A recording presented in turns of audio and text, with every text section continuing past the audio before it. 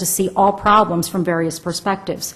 And so if you're sitting in one seat in American Electric Power and you deliver results, it's likely you're going to move into another area that might be a big stretch for you. They also get to know their customers better. When you're a national company with footprint in 11 states, you have to understand what citizens in West Virginia may want that's different from citizens in Ohio, that's different from citizens in Texas. So I think colleges and universities can learn a lot about customer satisfaction and about rounding out leadership on the campus by having them experience different positions on campus. Campuses, too, have a lot to teach American enterprise. I know many companies, particularly in this economy, are having to drift away from basic research and focus on applied research. American campuses are a terrific place for basic research to take place at a low investment from American enterprise.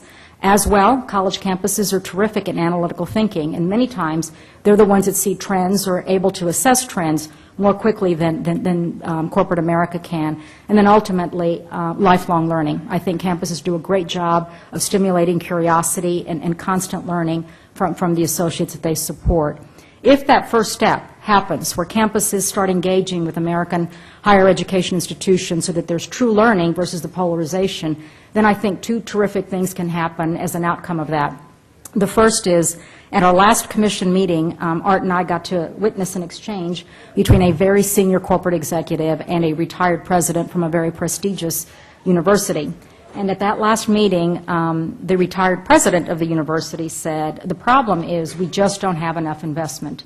And if your company would commit to investing $400 million, which is what you currently spend elsewhere, with us, then we could do a lot more for you. And the corporate executive looked up and said, I would gladly commit that $400 million to you if I didn't have to spend it on training the graduates from your colleges so that they could be effective employees. We ended our meeting, but I often wonder what would have happened if that conversation had been allowed to continue, so that we ended up with something like an articulation agreement, which colleges are very familiar with, so that we could really rescore the relationship between the private sector and its investment in American higher education.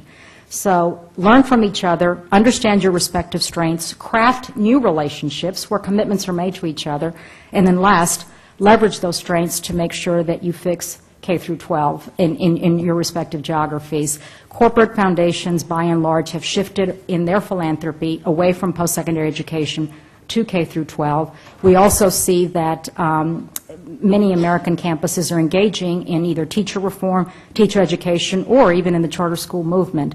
Imagine the leveraging of those strengths. So what does that mean for you, those of you that are going to go back to your home districts? The first request I would have of you is don't let yourself get pulled to one side or the other. You have a lot of vested interests that are going to pull you on the side of reform is needed versus protect the status quo. What is the role of the institution vis-a-vis the workforce? Don't let yourself get polarized. Help them find that middle ground. The second is, if that middle ground is not easily found, facilitate that conversation between enterprise in your geographies and the post-secondary institutions in your geographies. And stay engaged in that conversation until that middle ground is found. And then last but not least, work with these partners to engage in public K through 12 reform. I had the privilege of sitting in the Federal Affairs workshop this morning, and one of the state elected officials said, we keep talking about standards as if standards are the answer.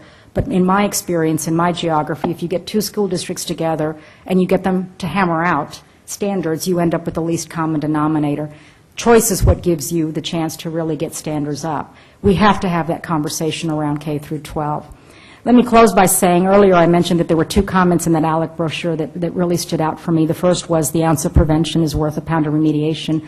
The second one is that restatement that this could be the first generation in this country where we actually lose ground and the new generation is less literate than the generation that preceded it. That's not what this country was built around. That's not what we stand for.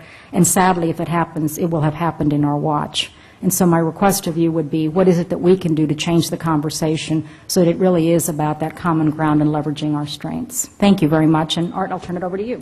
Right.